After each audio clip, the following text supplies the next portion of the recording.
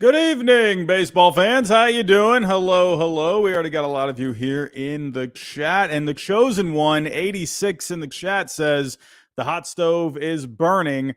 And yes, it's starting to get a little warmer in here, isn't it? John, what are you thinking here? Are we starting to really dive in to all the trades this I week? feel What do you like think? we're about to, Robbie. I feel like it hasn't really started. There's a couple little ones that are happened here and there, but it's not really like, okay, at least a medium one. Give me a medium one, right? Yeah. Something to chew on. It's kind of like we got, we'll get into the Pierce Johnson trade today with the Braves. We also had, Shintaro Fujinami to the Orioles. It's like, we're getting like a 5-course meal. We're getting a bit of an appetizer to start things off. Yeah. Maybe kind of work up from there. But it's kind of feeling like how it should, some smaller moves first, feeling out the market. And then we're starting to hear some rumors flying around, some bigger names as well. A couple of big names coming out today, within the NL Central. We'll break down some of those. But of course, we're going to talk, we're talking about a 5-course meal. The main course, Shohei Ohtani. We'll get into the trade value because I think it's important to talk about Shohei Ohtani's value tonight because, and I'm sure you've been seeing all the talk about what is Ohtani's actual value. And of course, it is different with Ohtani because we haven't seen a player like him ever, right? Since Babe Ruth, but obviously that trade deadline wasn't a juicy thing back then. So I do think it is important to talk about Ohtani's value and really what it's going to take because I'm seeing a lot of articles. I'm sure you have as well, everywhere. Fox Sports, MLB.com, The Athletic, they're all coming up with their own trade proposals. I feel personally, a few good ones, but then I've seen some really bizarre ones. And I'm just thinking, I feel like we need to do a service here for the people. We need to actually really discuss what will it actually take to get Shohei Ohtani. So how are you feeling about seeing all the Ohtani proposals out there? Well, they're wacky. But I mean, that's what tends to happen when you have a really great player and people think it's going to take the world to get him. And a lot of people don't understand how the trade market works. They don't understand that, you're only going to get him for 2 months plus whatever you get again for the playoffs. If you're a playoff team, assuming you trade for him, you will be. You've also got to pay his salary, which at the deadline will be about $10 million. And that's not, nothing, right? Because you've got a bunch of contending teams that are right up against the luxury tax limit, right? And so if they go over, that's a penalty that they don't want to do that, right? They don't have a whole lot of wiggle room to take on salary. So that's yet another factor. And then further, if he costs as much in prospect capital as we think he will, that's, there's only so many teams who can afford to do that, who will think that that's an acceptable trade-off. There's not that many that meet all those criteria. So his market, when you really dig into it, seems somewhat limited. So you can think, oh my God, people are going to offer the world. I don't think so. So here's the other thing.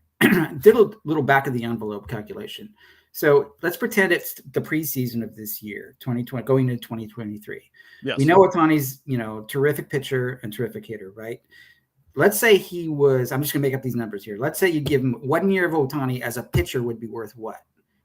50 million on the top end. That's higher than anything ever seen. Verlander and Scherzer got 43 from the Mets.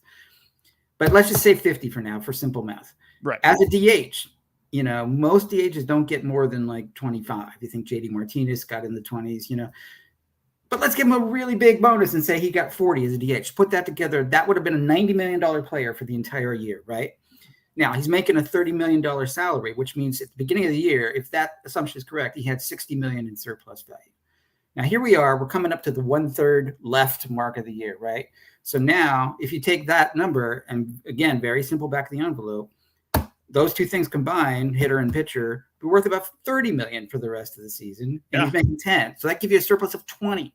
We got him in the 40s, right? So we're already overshooting, and because we're thinking, okay, there's value to the playoff run.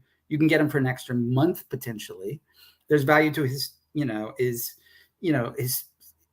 probably going to be some sort of overpay or bidding war if he was available at that price. So chalk up another like 15 million, so 35.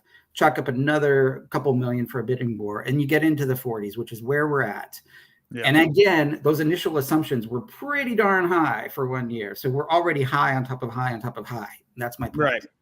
So, Yeah, it is like you said. You basically got two players in one. It is obviously Ohtani. It's a special player.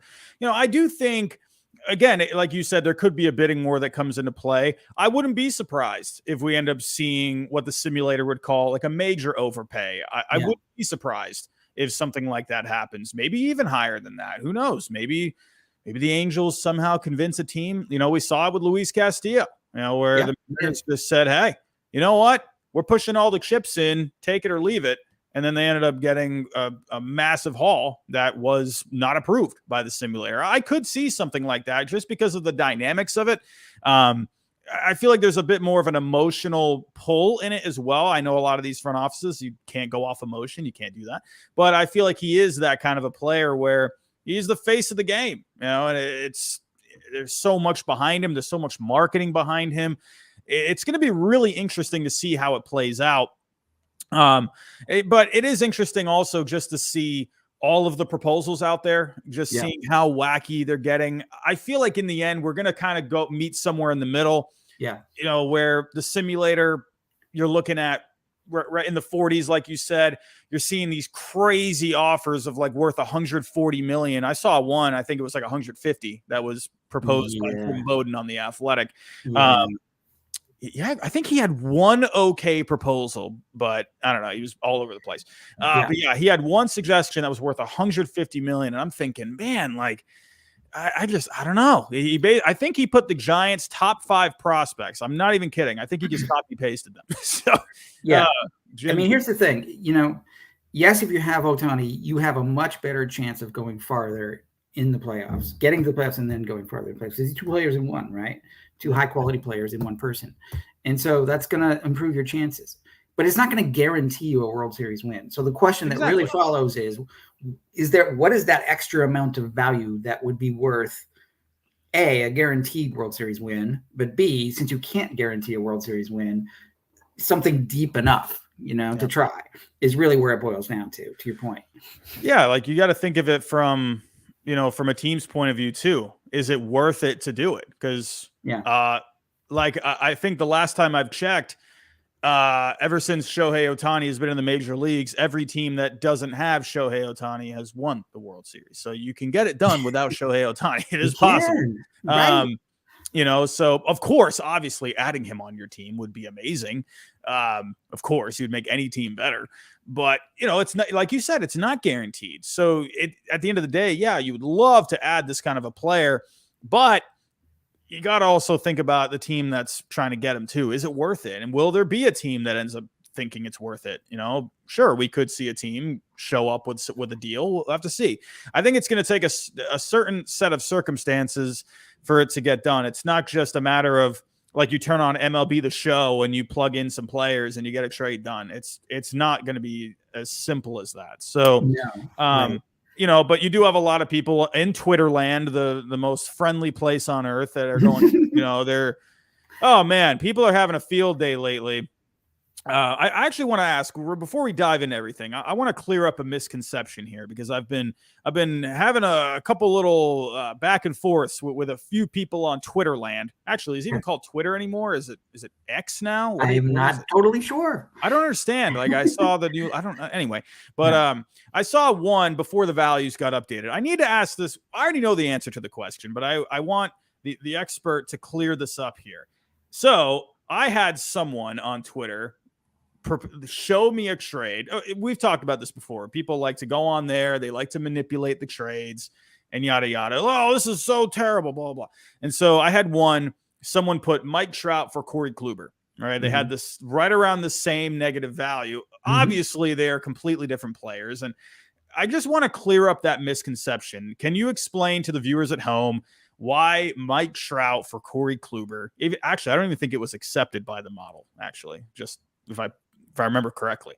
Could you explain to the people at home, obviously, why that is, even though the numbers line up, why that is not a good trade? So lining up the numbers is only one part of it, right? The rest of it is up to the user and their common sense. And people will comment on that if it makes any sense at all. And that's where it gets subjective, right? So we're not in the business of being subjective. We're just trying to put together the numbers and say, here's what it would be in terms of a fair trade, value for value, right? Now, one of the things that I think people miss is they confuse what we call field value with surplus value. Obviously, Mike Trout is a huge, enormously great player, and he has a ton of field value, but he's also won a huge contract.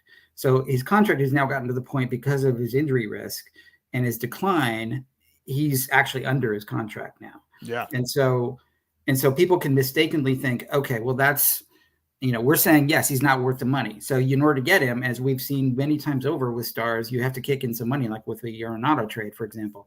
It doesn't mean he's not a great player. It just means he's overpaid. And so you have to balance that out. And right. So and yes, yeah. I was going to say that's such a misconception. It's like they see the negative. They see like -50, right? And or -10 or whatever it is. And they're like, are you kidding me? Like, he's not a bad player. It's not. No, that's not his field. I think people are confusing the player and the value. The best analogy I tend to use is simply buying a car, right? If you have a car loan, the car is worth 20 grand.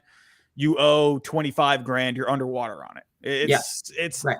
The $20, I was going to say the $20,000 car, it's still a good car, but the value of it is, like I'm underwater on the car if I owe 25,000 and it's worth 20. It's still worth 20, right? So it's still obviously a good usable car. But when you're looking at the math, when you're looking at the numbers, when you're looking at how long you have left on the loan, when you look at how long or how much you're paying monthly, and then you look at just the car itself, what year it is, what shape is it in, blah, blah, blah, blah.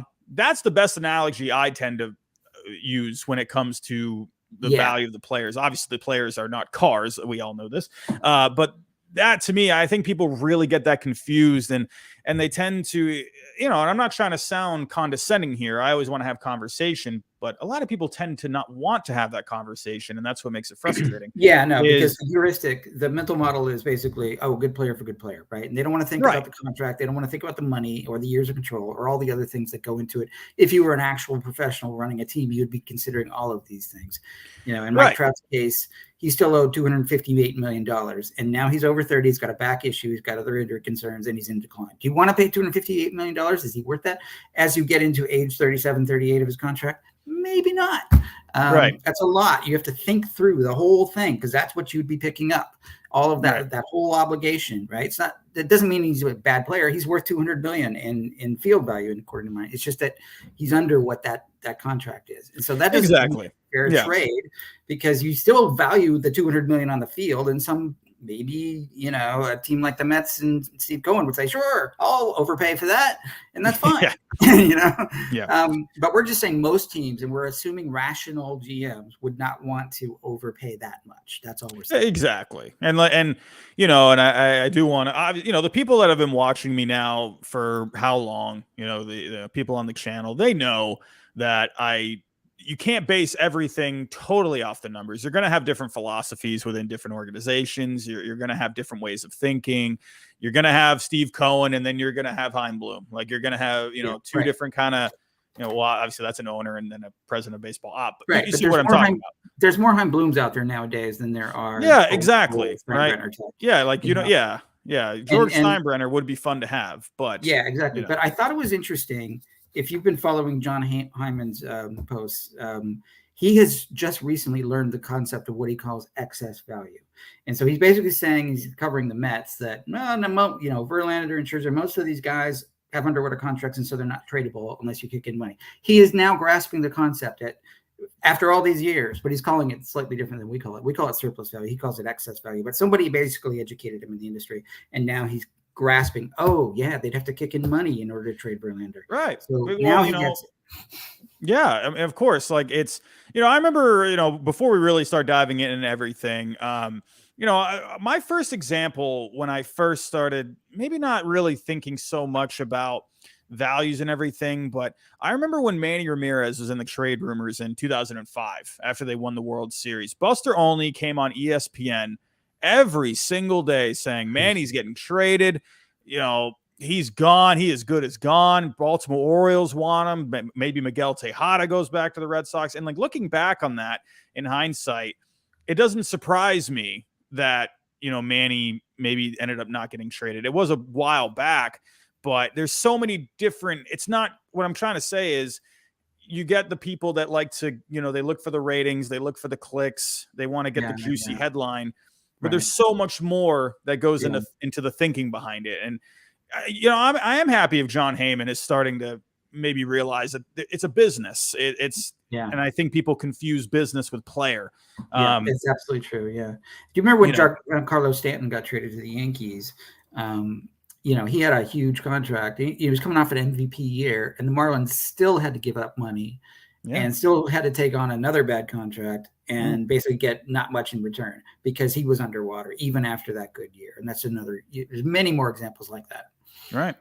Well, we'll dive into it here. We'll get to Shohei Ohtani in a little bit. Before we do get started, everyone, I did announce this last night on the Power Rankings. We are now partners with Underdog Fantasy. There's a whole bunch of different ways to try and win some big prizes on there. You got pick'ems, you got daily drafts. Go click on the link in the description down below, and you get double your first deposit. But make sure you play responsibly. Also, don't forget about SeatGeek as well. Go look for a good deal on there. I actually just used SeatGeek not too long ago. Use my code HYDE and you get $20 off on your first order. So let's get to it here. Let's dive in. We got a lot to talk about here. So let's get to a couple of quick trades. Like I said, we've had some appetizers here, and it looks like maybe we're starting to warm up. Real quick, are you like surprised? Like, do you find it surprising that we see the smaller deals first? Like, what do you think, in your opinion, that could mean? That we see like these smaller, under the radar kind of moves? Do you think that's teams trying to get ahead of the market? Do you think it's teams feeling out the market, or maybe a little bit of both? We've only just seen like relievers, and not great relievers for that matter. I mean, because look, all the bullpens are getting tired out, and pitching is the big issue right now. And, people need starting pitcher, teams need starting pitching, but they also need bullpens. Their arms are getting tired. So it's like, okay, is there an arm we can get who can at least eat some inning for us and maybe be okay? And maybe there's a teensy bit of upside. So Fujinami was signed for $3 million by the A's the preseason. They didn't know what they were getting. They tried him as a starter. He was terrible, but he can throw 100. You don't know where it's going, but he can throw 100. And when they put him in the bullpen after being a failed starter, he started to improve. And so there was just enough of a sign that says, okay, maybe we can work with this guy. And so they don't give up much, but they're taking a little bit of a flyer on Fujinami just to kind of save their other bullpen arms, and maybe they get a little bit out of him. That's all it is. Pierce Johnson's having a terrible year, but he also was playing in Colorado, and he had some better years in San Diego, but he's not like a closer. He's a middle relief. He's just, at best, he's a seventh inning-ish guy. And his contract was basically paying him what he was worth. He's a $5 million contract. So we had him at like minus 0.1, basically fair. So you're not going to give up much. And that's what the Braves didn't give up much for him either. So I think, and the Braves picked up Taylor Hearn today as well on waivers. So actually a cash trade. But my point is they're just getting depth bullpen arms right now just to kind of buy time. There's not really, I don't think there's that much of a market for like a huge impact arm unless Bednar comes on the market, or Hader, one of those guys. But right now they're just kind of doing what they can. I think they're just being realistic, saying, let's get an arm. That's all they're doing. Yeah, it's not surprising to me to see the Braves make a low-key move like this. Remember winning a World Series in 2021, they did make a few trades, but they didn't make any juicy, splashy trades. They went out, and got a couple more low-key guys like an Eddie Rosario, like a Jorge Soler at the time, a pitcher. Nothing crazy, but those pieces ended up helping. And I'm not surprised to see a move like this. With Pierce Johnson, is a guy, he gets a ton of strikeouts, but the walks, they're definitely high. The home runs are up this year a lot. So his numbers, the advanced numbers, are more up. The one forgiving stat that he does have is a 3.98 xFIP. So keep that in mind. So I think maybe the Braves, they saw something here and they saw an opportunity to make a very, just a low-key deal here. It wasn't going to cost you a whole lot. A couple of low-level pitching prospects, a reliever in Gordon, a starting pitching prospect in Vodnik. So in the end, the trade was approved. Johnson has a slightly negative value. But, this is exactly what as soon as I saw the trade broke down, I'm like, okay, this is probably a very, low cost kind of a deal. But yeah, so we also had the other day. I was going to talk about this with you on Thursday until I went blind after I got hit in the face by my resistance band. Shintaro Fujinami. I actually really liked this trade because he's been pitching really well lately. He got off to a horrible start with the A's, but moving into the bullpen, it seems to be a better home for him. That big velocity is working much better in that bullpen. And to me, I actually thought very solid deal, honestly, for the Orioles. And I like that for them because they're kind of taking advantage of a guy. Because I'm thinking too, with the A's, they got, they do have some candidates up for trade. But one guy that I had my eye on was Fujinami. Yeah, the bad numbers definitely stick out. But the guy throws 100, and velocity is, it's not the easiest thing to acquire these days. So, and especially with him pitching well lately, I really like the move for the Orioles. Beefing up an already really good bullpen. Why not? And it wasn't really going to cost you a whole lot. You got Easton Lucas in the deal for Oakland.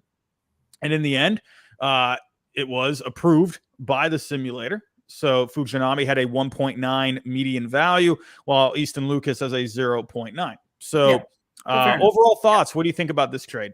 I love it for the Orioles. Like I said, it's just a flyer on a guy who throws 100, and the Orioles have shown that they can work with relievers. Like look what they've done with Yunier Cano, for example, who didn't have much of a track record. He's turned into something. So I think they do good work there, and so I think they can. Fujinami is wild. He walks a lot of batters. Sometimes you don't know where the pitch is going, but he's got stuff they can work with, right? So maybe there's something they can work there, and he has been improving. From the A's perspective, hey. They signed him as a rental. They're not going anywhere. It saves him $1 million in the rest of his salary, and they get a flyer on a prospect. Sure, why not? It makes all the sense in the world to get something instead of nothing. So both sides win. I think it's a perfect trade in that respect. Yeah, I mean, to me, I honestly think for the A's, when they get prospects, they tend to like something. They usually got one skill set that they really like, and so Easton Lucas. There's probably something there that they really like with him. And, Fujinami, like I said, it doesn't cost you really anything. He's making 3.3. So for the Orioles, you're not spending a whole lot. You gave up a low-level prospect. But like I said, had been pitching a lot better lately. If we were to go to the month-to-month breakdown, in July so far, the strikeouts per 9 are up. The walks are down. Very good strikeout to walk ratio this month. FIP is at a 4.42, but I like the XFIP at a 3.24. And the ERA overall for the month of July is a 4.66. So, but June, it was a 3.97.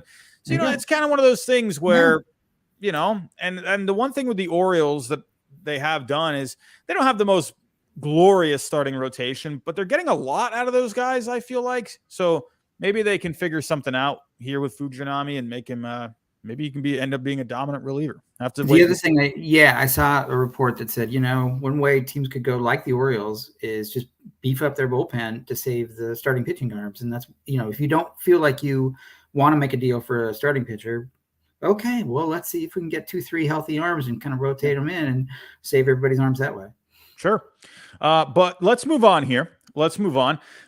We got the appetizer out of the way, and I think now we can get into the meat and the potatoes for the trade season. Hold on just 1 second here. Okay, sorry about that. But let's get into the meat and the potatoes. We got the big name on the market. We got Shohei Ohtani.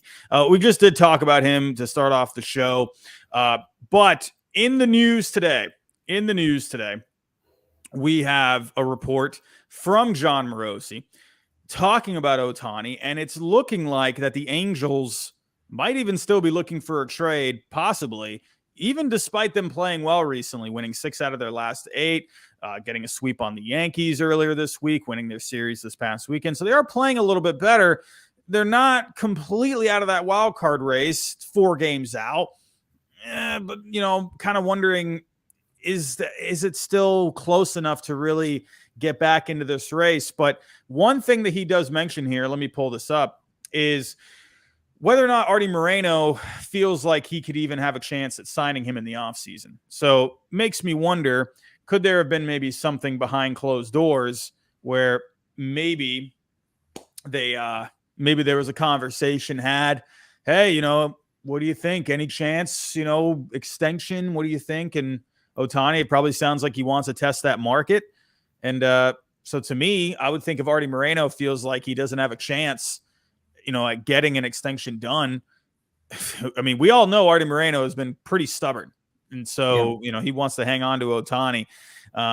He's been stubborn with other things in the past too. But to me, I think, I don't know, the Angels don't seem very convincing to me despite winning lately. The Yankees have had, a pretty rough season for their standards. Obviously, the Pirates have completely fallen into oblivion. So, yeah, you're beating those teams, but the Angels have not done well against the good teams this year. They're very under 500 against those teams that are over 500. So, will they be good enough to even make a run at that third wild card, especially when they play these good teams for the rest of their schedule? I don't know. But John Morosi does say here the Angels have communicated about Shohei Ohtani trade scenarios with other teams in recent days, but the possibility of an Ohtani trade remains despite winning 6 out of 8. So right now, I guess I can ask just a simple question. Where are you at with the likelihood of Ohtani getting moved? What percent would you say? I'd say it's like 40-60. Because Artie Moreno, it's ultimately up to him, right? And so we can't read his mind, but we do know from previous history that he has Dodgers envy because they get all the attention. He's kind of like, we want the attention too. And so it's not in his DNA to like sell one of his stars, to the Dodgers, obviously, but to anybody really, because he wants to be taken seriously as the other LA team, right? So he's got a little bit of a chip on his shoulder that way. And so trading Ohtani from an optics point of view would hurt that and go against his grain. So there's that. So that's the first point. The second point is, and I think it was Mike Farron on one of the shows the other day on MLB Radio said, they make a ton of money when, Ohtani pitches, but even when he's DHing, he's a crowd attraction. So by trading him, the revenue is going to go down, basically signals to the whole team, okay, we're done. And so they're going to lose some revenue from fan attendance, right? And merchandise and so on. So there's that hit as well. So you got an optics hit and you got a revenue hit. Any sort of trade, that's why I can kind of see, well, okay, you're going to have an overpay to get over those hurdles to convince Artie to do it. And that's the whole game, right? So, but then you look at, okay, who are the potential buyers? If he doesn't want to trade to the Dodgers, you'd have to trade to somebody who has a really strong farm team. We've talked about the Rays as candidates. I would say the Rangers possibly as candidates. But then the problem is, well, you're trading within division. And do the Rangers want to give up prospects to a division rival for the longer term? I don't know. Is it worth that? They do have a tendency to go bold. They signed DeGrom, and so they made some bold moves. But, so I wouldn't put it past them. But, you're starting to thread the needle of who can actually afford. We talked about the $10 million salary that you'd have to take on. And there's luxury tax implications with that, with teams up against it. You'd have to give them enough prospects to kind of warrant it. And so like all the conditions that have to happen to get it right, I'm not saying it's impossible. That's why it's hardly a slam dunk. I think you gotta jump through a bunch of hoops to make it seem real.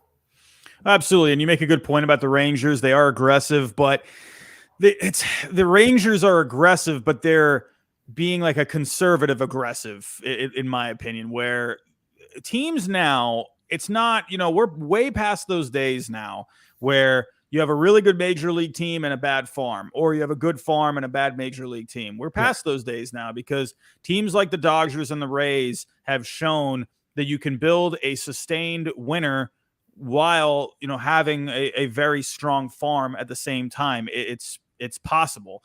And that's why these organizations now are leaning so heavily into player development. They're leaning so heavily into the scouting. College baseball players, high school players are as good as they ever have been. So the talent out there is just amazing. So it's like, you don't have to, go the Yankee approach and buy everyone. Even the Red Sox at one point buying everyone, the Mets lately buying everyone. Yeah.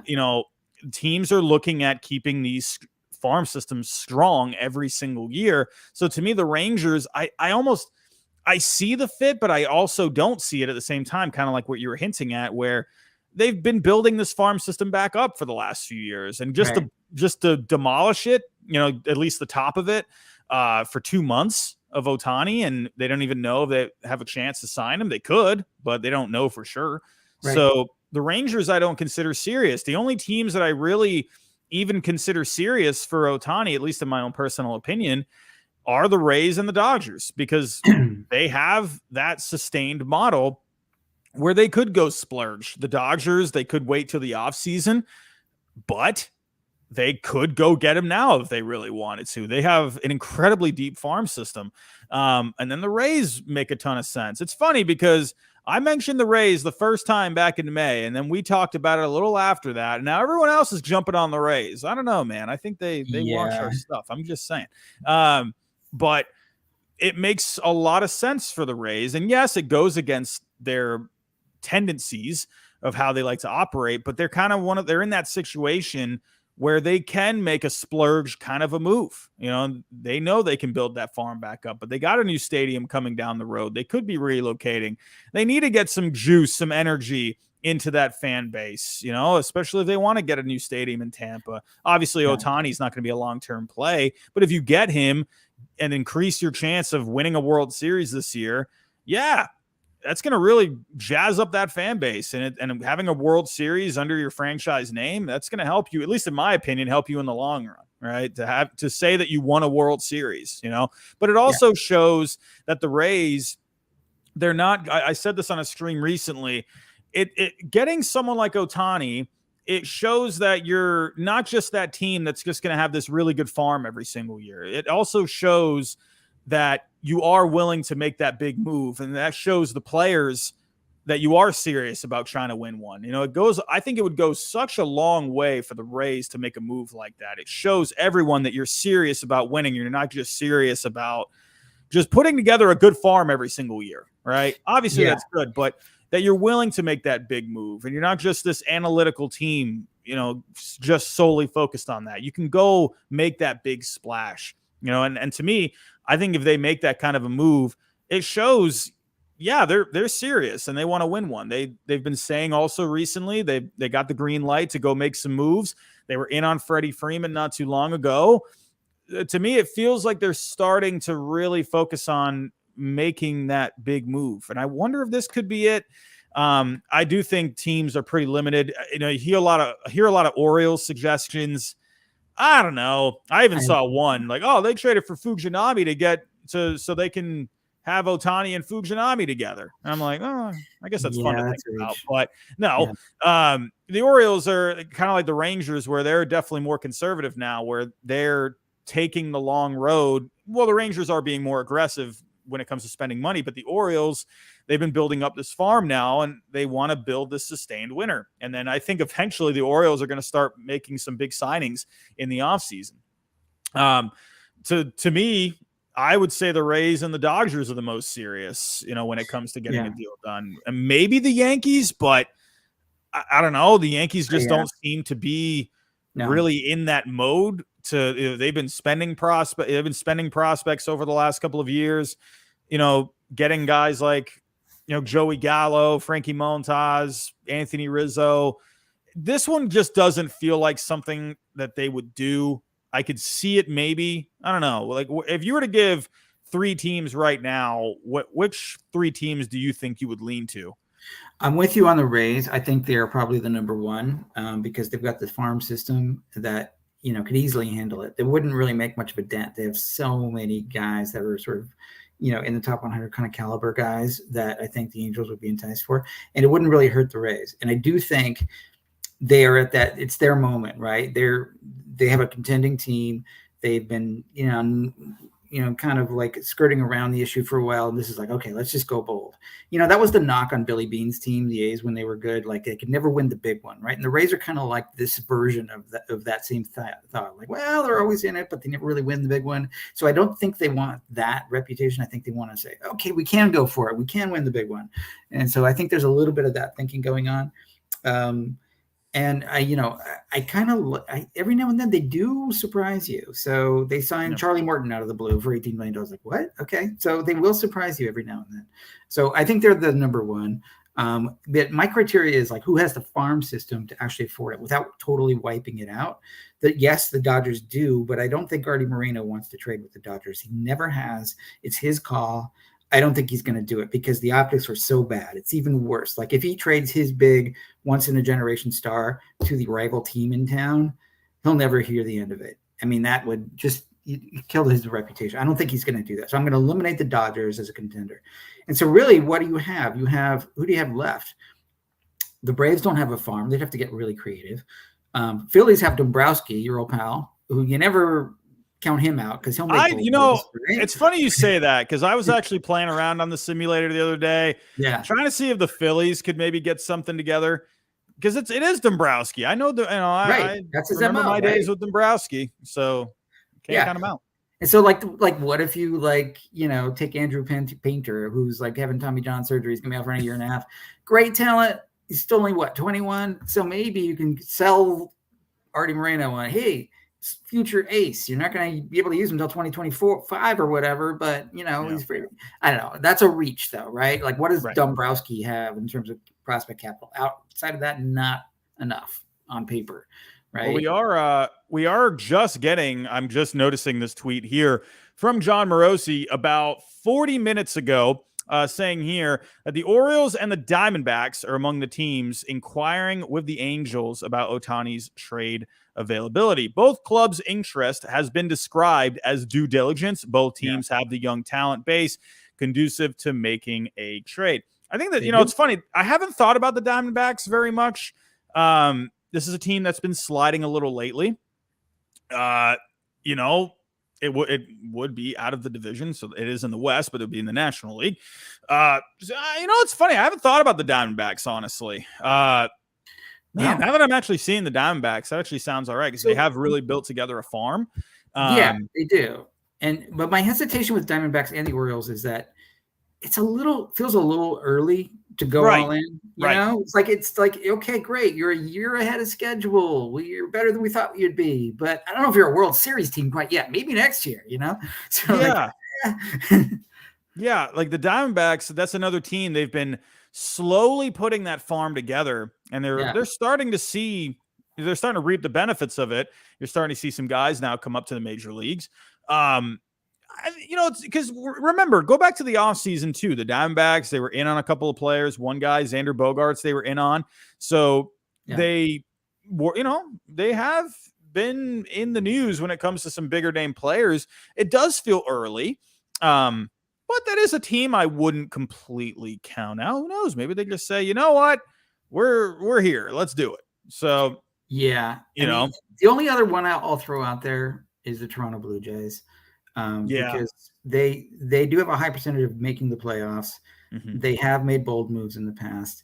You can kind of stitch together, proposal with like Ricky Tiedemann and Aurelvis Martinez and kind of get close enough, So especially if there's not that many realistic bidders, you could say, okay, maybe it's the Rays and the Blue Jays. I'm not sure if the Diamondbacks and Orioles are really that serious because of what I said earlier. But the Blue Jays, I could see taking it seriously. It would definitely wipe out the top of their farm, but they might just want to go for it because like they've got Bichette and Vladdy and so on in their prime, so maybe it's worth it for them. I mean, I'd say they have an outside shot. Yeah, sure. So before we move on, I do just want to go over real quick, kind of just what makes up his value. So real quick, just looking at the numbers so everyone has an idea. We all know he's really good, but let's look at the numbers. This year at the plate, hitting .302, a .398 on base, .674 on the slugging, a ridiculous 184 WRC plus. These numbers are mind-boggling. He's got 36 homers already, and he hasn't even played 100 games. So that's just crazy.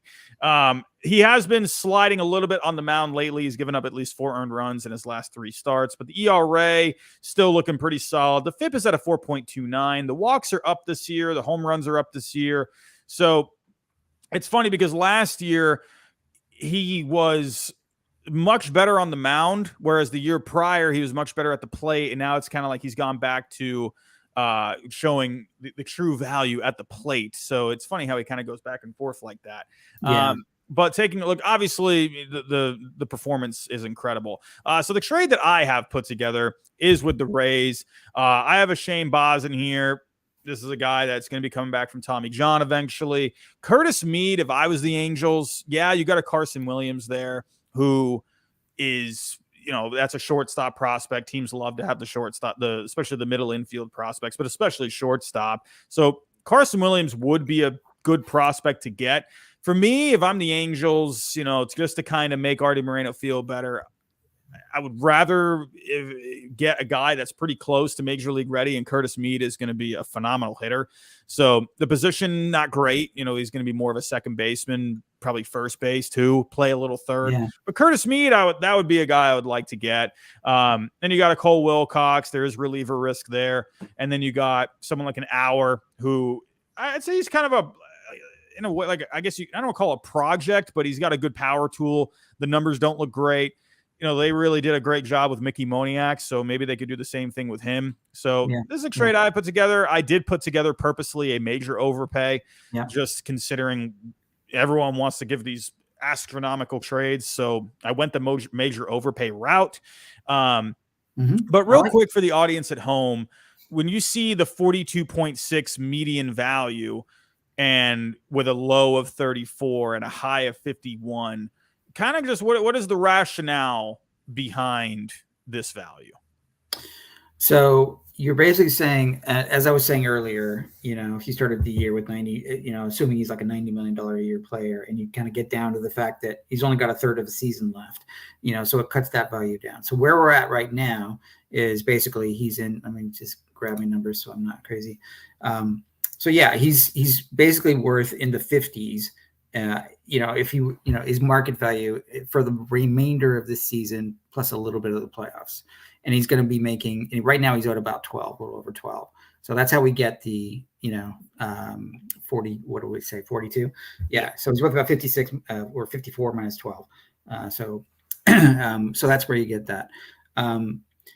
We're pretty close to the deadline. We'll run the numbers one more time. I don't think they're going to change all that much. No, we're so close. So this is about where he is in terms of our model. And our model is, taking in, it's basically adding up his value as a pitcher, his value as a hitter, and subtracting the salary. That's what it is. With a little bit of a bump for what we call the October bonus, which is you could potentially get him for free in October. So both of those things basically add 17% to the hitter, 17% to the pitcher, because 17% is a sixth a year, 1 month basically in October. In total theoretical saying, what if you win all the way to the World Series? So that's an extra 17% bonus we give him. So that's where we get that number. And I think it's we're not putting our thumb on the scale. We're not expecting it. We're not like purposely amping it up so much because we think there's an overpay. We try not to do that. We just try to sort of play it down the middle. And then if it's an overpay, it's an overpay. And we get that. Yeah. No, that's to me, like, it could maybe go right around here. It could also go the overpay. When you see my trade here, do you think this is something realistic that could end up happening? Like maybe not these players exactly, but maybe around this total value. Totally. Do you see it? Or do you think it could end up being a minor overpay? If you were to go one way or the other on the scale, would you go more towards the median or more towards like something like this? I think something like this, to be honest with you, because I think Artie Moreno would insist on it at the end of the day, and because of his concerns. What I like about this is you've got Shane Baz, who was at one point the top pitching prospect in all of baseball, and then he got hurt. He's been out on the shelf. That's really killed his value. But, I think you mentioned it. He's going to come back from Tommy John surgery, and you don't really know how he's going to be. Sometimes they're the same, sometimes they're not. So that's why his value is down. But if you've got the better Shane Baz, that's a headline prospect, even though his value is down. So you've got kind of some potentially hidden value, some upside there. And then you got Mead, who's already one of the top prospects. And so, we're not even considering Baz in the farm system rankings because he actually debuted as a major leaguer before he got hurt. So he's actually on the major league side in our equations. And so, he wouldn't even hurt the farm because he's not even on the farm in our books. So, that just shows you how much value in young player capital that the Tampa Bay Rays have. So they can afford it. That's the other sort of thing. They can afford it. It wouldn't. Yeah, that was kind of my thinking here, because Boz, he has shown a lot of success, in a limited time in the major leagues. Baseball America still, I actually think, I don't remember the exact ranking. I think they might have him at number 1 or number 2 on their rankings. Yeah. I think he's in the top 3 in Baseball America in their midseason rankings. So they do still consider him a prospect. Yeah. But that's kind of my thinking, is he could be an ace for you. And then Mead, you're getting a really good picture in Boz, who has shown that he can do it at the major league level. And Mead, who, when it comes to a projectable hitter, he is as safe as of a projectable hitter as they come. I'm sure the Rays, they would love to have him in the long run. But they got talent for days. I could also see Carson Williams if the Angels wanted to go that route. He is further away. So it's kind of, and you already have Franco there. So but look, if Mead ends up at first base, they've also got Junior Caminero, who's a future first baseman, who looks like a stud. They got Kyle Manzardo, who also is a first baseman, who's also a highly ranked prospect. I mean, like, you can only have so many prospects. You can't put them everywhere, right? So some of these guys are blocking each other. So you've got a little bit of that's why it's not going to make that much of a dent, which is why the Rays are the top contender for him. So we'll see what ends up happening here. I like the breakdown from you. Thank you for that, for just kind of discussing his value. Again, I just think it's, I don't know, maybe I don't want to sound, I don't want to sound like condescending almost, but I just think it's a disservice, from the media, just giving just the most ridiculous trades. I saw one from Fox Sports with the Red Sox. I was hoping you would mention that. Listen, that one, I almost just threw my computer. I'm like, Marcelo Meyer. I wouldn't even go with Marcelo Meyer just alone. I wouldn't do it. Absolutely not.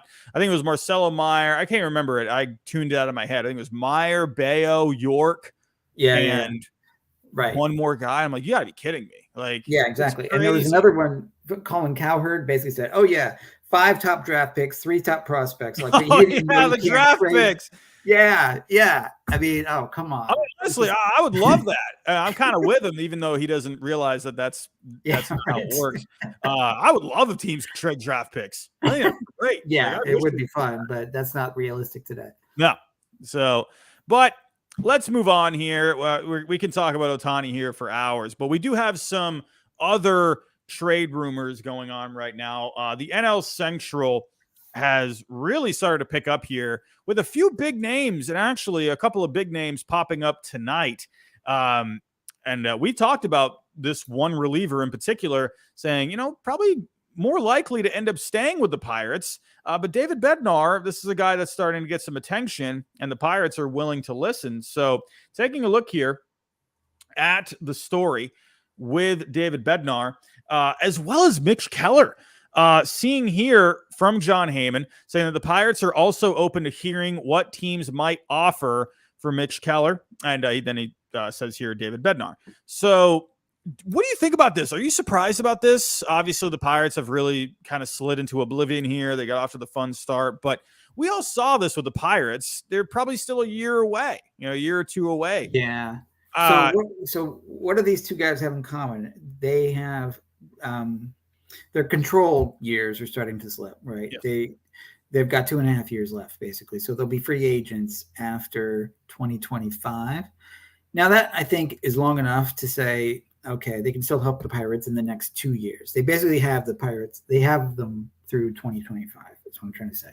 So the Pirates calculation is, are we going to be serious contenders next year or in 2025? Maybe. They have enough talent, and they made a little bit of a mark this year. Didn't quite stick, but they're starting to make some noise. And so the question there is, when does their window start? When is their prime window? Is it next year? Is it 2025, 26? So I think they're just kicking the tires, saying, all right, well, if we're really not going to win a World Series until like 2026, then what are we doing with Keller and Bednar? Why not increase our chances of winning a 2026 World Series now while their value is super high? That's what they're doing. Yeah, I think Keller, it's funny because I've, when it comes to coming up with, different trades, playing around the simulator, Keller is a guy that I've looked at because he's kind of right around that same value as a couple other guys that you're seeing out there. Like Bieber was around this value at one point. I think Burns was around this value at one point. But Keller is like that under the radar guy but people, I think, and honestly, I don't blame people if they have this, conception where the Pirates would just want to keep him. That's where I lean personally, that they would rather have Keller, especially because he's not a free agent until 2026. But, like we've said a million times, the starting pitching market is thin, and maybe the Pirates and Ben Cherington, they see, hey, maybe we can take advantage of this. Let's see if a team can maybe pony up some offers. We're not going to be in it this year. Let's see if we can get a decent package. Maybe even get a player that's pretty close to Major League ready. And same thing with Bednar. His numbers are ridiculous this year, and his value is not completely out of the question. I don't know. So what do you think if you were to give like a % chance of them getting traded? What would you say? I think Bednar probably like 40%, Keller probably 20%. Because you can always sort of find relievers, and so they might be selling higher in Bednar because they know that the trade value is going to go down as they get closer to free agency, right? So this is really their peak. Bednar was actually peaking a little bit earlier this year when he was in the 30s, but still close enough. But Keller has had a really big breakout year. His value was down like in the 19-20 range, before the season started, because he wasn't living up to his potential. And then he found his groove this year, and he started just pitching super well. And so now his value has climbed up. Now they've got a stud, right? And so, and all these other teams are saying, we don't want a rental, we want controllable pitching. So the Pirates over here are saying, hey, we got a controllable pitcher who's great. And so, okay, we can sell high because his value is not. So all of this is part of the equation, right? They're seeing what the market would give. Would somebody overpay for that? Can they replace that with some other guys? Now they don't have a lot of like super obvious studs in the farm to replace him. So I think that would be one of the considerations. If they got one of those guys back, then maybe in other words, it's sort of like restarting the clock, right? If Keller's not going to be there for the 2026 season, maybe they get a guy now who's like the next Keller who will be. And so, and then plus somebody else as well. They do have already a strong farm. So that's why I'm not taking it too seriously. And there's a lot of tire kicking going on right now. Everybody's talking to everybody. And so journalists will get wind of, oh, that guy's talking to that guy. And so they'll blow it up a little bit out of proportion. It's probably just tire kicking. So I'm not taking it too seriously right now. Yeah, one team, if I were to kind of, go two teams right off the bat for these two guys, Keller to me, man, sounds like a good fit for the Orioles. A team that really would like to have some controllable pitching. And if they were to pony up some prospects, I think this would be kind of maybe a guy they would go for, a guy that's going to be really solid for you, and not just for this year. But I think I could see them more going after someone like a Mitch Keller than an Ohtani, because that's what I think they would value more. Would they be willing to give up that many prospects for Keller? I don't know. But, I could see, a team like the Orioles going for someone like Mitch Keller if they wanted to splurge. Bednar, the Rangers, I could see a team like that. Maybe they could even add some more relief pitching after adding Chapman. And obviously the Rangers are going to be here to stay, or at least we think they will be for the next few years. And Bednar could be in the fold for them. That price is not completely out of the question. You got a couple of guys that are expendable in that farm. We always see Justin Foscue as a popular, trade piece that you can include in a trade that could really, really make up a lot of that value there because he doesn't really have a home. Sure, he could play another position, but I could see something like that. I don't know. But if you were to pick kind of a couple of teams here that you think would be good fits, what would you think for Bednar and Keller? I think the Rangers, everybody wants, a great closer. Bednar's been so consistently good for the last 3 years. He's money, right? And yes, he's going to cost you something. So, but a team like the Rangers would value that. The Rays certainly could use another bullpen arm like that as well. Sure. Again, same point we made with Ohtani. Like if they're going to go for it, maybe this year is the year they go for it and they get, a guy like that. And he would appeal to them because he's not just a rental. He's got 2 more years after that. So, so I could see the Rays being in the mix. I'm going to say the Rays a lot because they have the most trade capital. They have the most capital. They're dangerous. So that's what it comes down to, right? Yep. Well, let's move on here. Let's get into the other team in the NL Central. The Pirates, they were hot to start things off, and then they cooled, and all of a sudden the Reds just completely blew up. But they're on a quest to try and get some controllable starting pitching. Speaking of controllable starting pitching, they're on a quest to acquire something like that, and they have according to reports, made Jonathon India available. Are you surprised by this news? Or because they do have quite a surplus of infielders, but considering he was Rookie of the Year not too long ago, are you surprised about this? A little bit, but then I looked at their roster and their farm a little bit more closely, and I'm like, yeah, okay. If you look at his Fangraphs page, he's just okay this year. He's like right around league average, right? And he's a second baseman, and second basemen are fairly easy to replace. His defense is not that great. So you really kind of have to have a bat at second base these days. And if he's not an above average bat, you can say, can we get somebody else? They do have Noel V. Marte, one of their top prospects, coming. Sure. And, where are they going to put him? They got Ellie De La Cruz at third. They got Matt McLean, who's hitting a cover off the ball at short. So maybe they put Marte at second. So problem solved, right? So because they want to avoid that log jam and they want to look long term. So same point we made with Bednar and Keller. India's already, a couple of years into his career. He's already going to get into his arb year. He's going to start to get more expensive. So maybe they get more bang for the buck by putting Marte in there next year instead of India. Now, the downside is he's kind of a clubhouse leader. And so one of those heart and soul of the team guys, And so you don't want to necessarily break up the chemistry of the team because he's that kind of guy. So I think, again, it's probably just tire kicking, but I guess I wouldn't be surprised because they're trying to put together the complete team. Now they've got some young stars. Now they're saying, okay, how can we be better at this? Maybe we trade from surplus here to get some more help over there. I think that's what they're looking at. I don't know how serious it is. It surprised me a little bit until I looked into it. Yeah. And, automatically, anytime I think controllable starting pitching, the one team I go to are the Mariners because they already got quite a good big three there, with Castillo, Kirby, and Gilbert. But then they got a couple of guys like Miller and Wu who they could potentially involve in a deal to try and get some offense. Now, India, when you look at India, he's hitting 251, a 338 on base, right? WRC plus, under 100. Defense has not been amazing. He hasn't been too inspiring since that 2021 season. Right. I'm not sure if this would be the route the Mariners would want to go. To me, one guy, I think of also, we're talking the NL Central. I just think Brendan Donovan could be a guy that the Cardinals could use as a trade piece. Maybe not as a deadline, maybe kind of a guy, maybe more of an offseason. I'm not sure about, that. But if they could get some controllable starting pitching, Brendan Donovan would be the guy I would rather go after than India.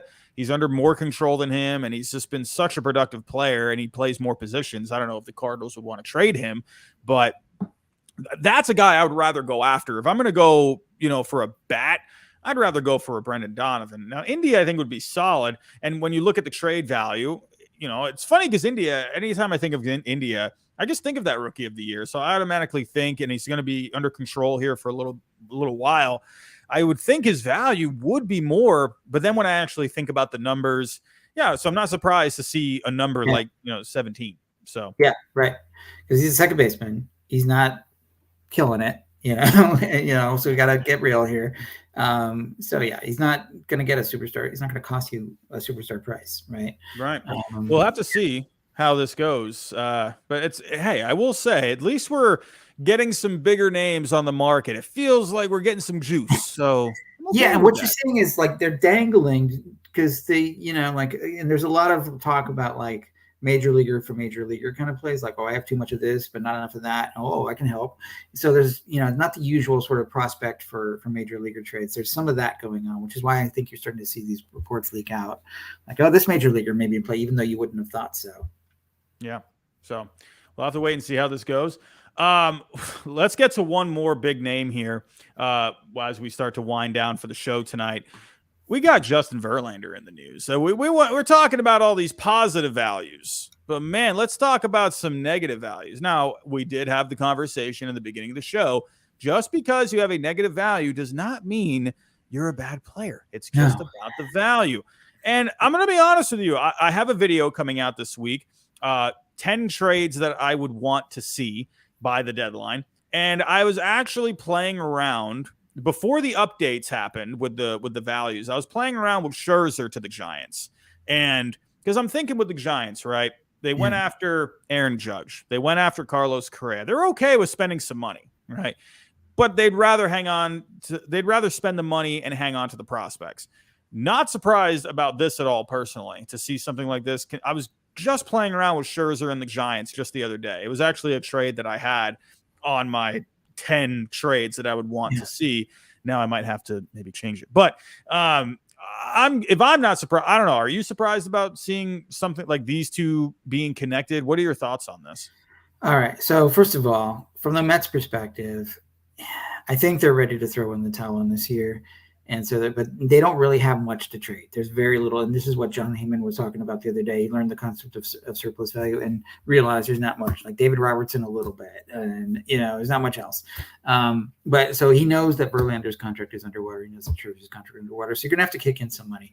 Now, the good news about the Giants is they have a rich owner. They have some money to spend. And they've been looking to spend it for a while now. So and it fits their MO because they've been buying sort of older pitchers, the Alex Woods and the Alex Cobbs and the Desclafanis. And most of these guys are sort of the middle of the pack kind of guys. And so, but they've been wanting to make a splash. Now here, having said that, Verlander, even though he's got that name value, if you look at his actual numbers, he's not that great this year. He's not the Cy Young pitcher he was last year. He's 40 years old.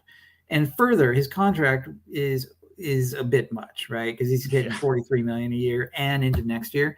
But here's the other twist with Verlander. He has an option year for 2025 where it's a player option, which is kind of crazy. It's for $35 million. But here's the thing. It kicks in only if he pitches 140 innings and is not injured.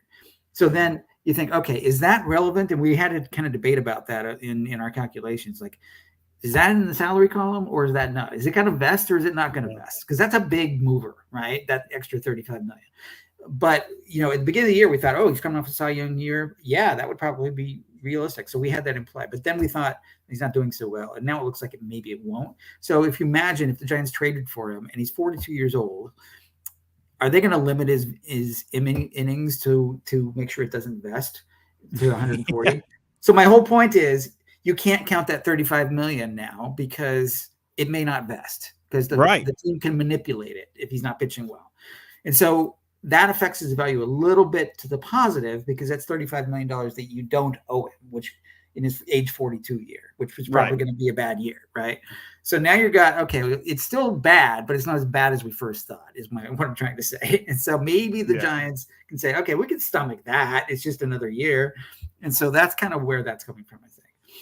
Yeah, no, it's funny that you said that you guys were debating about what his value was because before you did the updates, his value was a lot lower. I think it was like negative 25 or 30. Yeah, that's because we assumed that option would get picked up. But now, and it was funny because last night I was talking about this story, and then I saw that you guys had updated it, and I was like, oh well, I was almost having a debate in my head about whether that player option was affecting him. Like, if you guys took that into consideration. So it's funny how you just brought that up because I was literally debating that in my head last night while live. My brain just stopped working at one point. Because I looked at that value because the option. Sorry. 140 innings. Like I could see Verlander doing that, like this is a guy, he got the Tommy John, but it seems like, I understand the shoulder was a thing in the beginning of the year, but I could see him doing it, honestly. Who knows? I think it's tougher when you're age 42. Sure, it's definitely a risk. You can see time having an effect on him now. He's not the same pitcher this year. Sure. And it's not going to get any better in the next 2 years. And so, at first we thought maybe it would get vested, and now we don't think so. So that's what changed there. Yeah, when I think of a team that, is looking to take on money, really, I don't know. Maybe I'm just not thinking about it too heavily, but the Giants really just fit that mold where he would be just that fit, like financially, as well as a big game guy. I would think, I don't know if he would, because I do think he has the no trade clause. So that's another thing. He just signed with the Mets. So it's like, would he want to do that? I don't know. Like, I don't know what the thinking behind I think he's signed with the Mets because they offered him $43 million. I think it's as simple as that, right? And he's like, I'm 40. You want what? Okay. Like, he wanted to stay with the Astros, but because I think he told Jim Crane, like, hey, they're offering me this much, man. And I think even Crane was just like, hey, Yeah, I Can't mean, turn so that the whole down. industry knows that he's overpaid, right? And he knows Right. it because he's like, okay, well, fine, I'll take that money. So, but the Giants, their MO is, they haven't been producing guys from the farm all that much. They've got Luis Matos up this year. Yeah, maybe he's going to make it, but it's not like the greatest farm. And maybe they've got a couple pitchers coming, but that's why they've been kind of in this spending mode, buying free agent mode, and they're trying to, they've got a fan base and they want fans in the seats. And so they want to put a competitive team out there. So they just keep buying these sort of older free agent guys, especially in the pitching department, instead of developing them all that much. And so it fits that MO as well. They can afford it, basically, and say, okay. So, and then maybe the Mets eat a little money to kind of even it out. And the Giants don't have to give out much because they don't have much of a farm. So I think it makes sense from that point of view. Sure. Absolutely. And, do you think Scherzer possibly, despite the really down year that he's having, do you think there's a chance he can end up getting moved? Like maybe the same sort of a thing like this? Similar story, but I think his age is really, the wear and tear is really starting to show on him. He's got the neck issue. His performance is starting to suffer a bit. Like, again, time is undefeated. And you can see it when it's happening, when they're in the decline phase. Both of these guys are in their decline phase, and everyone knows it, and they're overpaid, right? So it's just, and the Mets know it. So, like, the Mets are at a decision point, like, okay, do we call it like we see it? We kick in some money and say goodbye, or do we try again next year? And that's the big question for them. Yeah. I wonder if maybe the Giants, because, Scherzer, he tends to get some fly balls. So I wonder if maybe they could possibly see him as being a fit. He's okay with being on the West Coast, so maybe. I honestly, to me, I thought Scherzer would be more of the fit with the Giants than Verlander, just because Verlander did just sign. Yes, he got the money. I would think dang, I just got here. I would at least like to stay for a whole year. You know what I mean? I don't know. Maybe it doesn't matter all that much, but to me, I thought Scherzer personally, but then again, when you look at the numbers, Scherzer, like you said, the wear and tear is definitely showing. So we'll have to keep a lookout. Couple more quick stories before we wrap things up here. We got Marcus Stroman in the news. A few teams showing some interest with Stroman. The Rays lately, we're talking about Ohtani. Do you think Marcus Stroman, I got to ask your own personal opinion here. Do you think a guy like Stroman would put the Rays over the edge? Do you think this would be the kind of move that makes them World Series contenders? I mean, I don't think of him as an ace. I think he's a solid 2 at his best. Yeah, exactly. Right? Yes. So, but you need a solid 2 for game 2 of the World Series, right? So, you don't have to have, the days of, 2 aces, I think are very rare.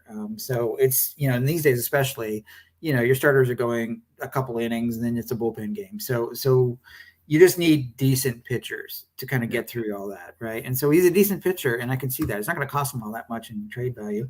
The one thing is he's got an opt-out. He's got a $21 million contract for next year. If he, at this pace, based on our calculations, he will opt out because he's overperforming that. So in other words, he could get paid more than $21 million on the open market next year. So the Rays are probably thinking, all right, well, he's going to opt out. So he's just a rental. So he's not going to cost that much. So we can afford that. Even overpay a little bit because we've got the capital. So that's fine. I think they're just going around their options, right?